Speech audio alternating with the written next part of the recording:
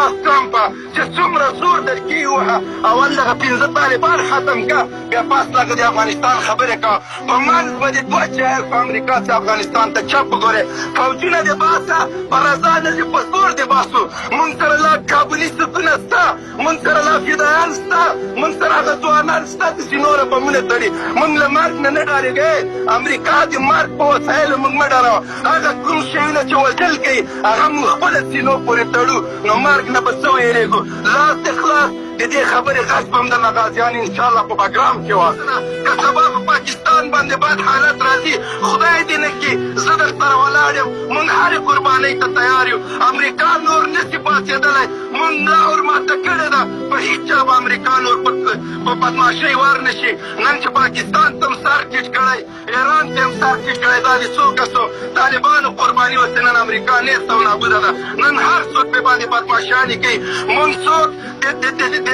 د ګلخان او د پښتون په نوم نشي بېلولی د پنجابي او د افغاني په نوم هم نشي بېلولی تاسو 2000 کیلومتره لرې امریکا غلامي کوئ مونږ چې دواړه دلته اوسېږو دواړه ورونه یو بیا مونږ ته غلامان وایي که تاسو نران یئ رښتیا د پاکستان خلاف یئ ورسئ د قاید اعظم په نامه روغتون د کابل په زړه کې جوړ شوی هغه اول وران کړئ بیا د پاکستان امبسۍ ته لاړ شئ چې کوم خلک پاکستان ته د بیماران راځي ویزې غواړي هغوی ته هسپتالونه جوړ کړئ هغوی ته معیاري روغتونونه جوړ کړئ دغه خپل خلک چې د پاکستان د سفارت شاوخوا د ویزې لپاره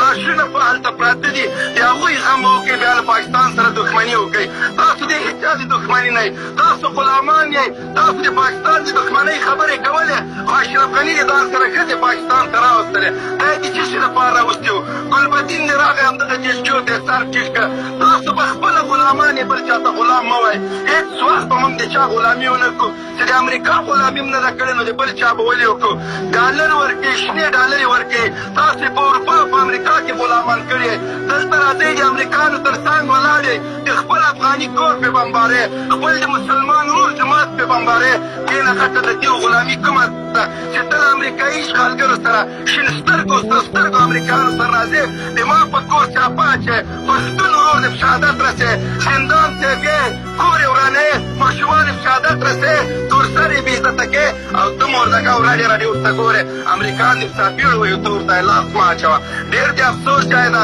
شرم وکړئ خیاطانو ای اروپایي سکشیانو راسئ نن د ټرمپ د خبرې جواب ورکوئ د دې جواب ته هم طالب یوازې پرېښی دا طالب ته نه د افغانستان د طالب نه ده دا دین او دا اسلام په ټولو باندې حق لري دا ثنا د طالب دین نه ده دا قرآن چې په بګرام کې په ګولۍ سوری سوری سو دا ثنا د طالب دین نه ده دا قرآن کریم د پښتون او د پنجابي ده دا د عرب او د عجمو ده تاسو چې بې غیرتو نه که ای اروپایي سکشیانو دا طالبو چې له قرآن نه د دفاع په خاطر باندې سینه سپر کړه دلته د نبي علیه السلام کاریکاتورونه جوړ سو د بګرام په جیل کې په قرآن کریم باندې امریکایانو دسمات ته یې وکړه چې تاسو ضمیرونه به کله راجګېږي امریکا څومره ظلم وکړي چې تاسو جهاد وکړئ امریکا څومره دین ته سپکاوی وکړي چې تاسو جهاد وکړئ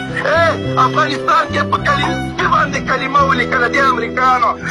چا ورته ونه ویله چې ولې دا دین ته نه د طالب دین نه ده دا اسلام ته دا طالب پسې مه تړئ طالب داسې سینې پورې بمونه تړي د دې دین نه دفاع کوي او تاسو ورته پنجابی وایي شرم وکئ دا دین در باندې حق لري د الله حضور ته به وړاندې کېږئ قسم په خدای کوم امریکایان خلاص کړي هماغه د رسول الله شفاعت به وي خو تاسو ترې محرومه یئ ځکه تاسو په دین غیرت ونه کړه تاسو د ډالرو غلامي وکړه تاسو د امریکا او د اروپا د پاسپورټ لپاره مسلمانانو ته بده ورځ وویلې تاسو نور نه شرمېږئ نن د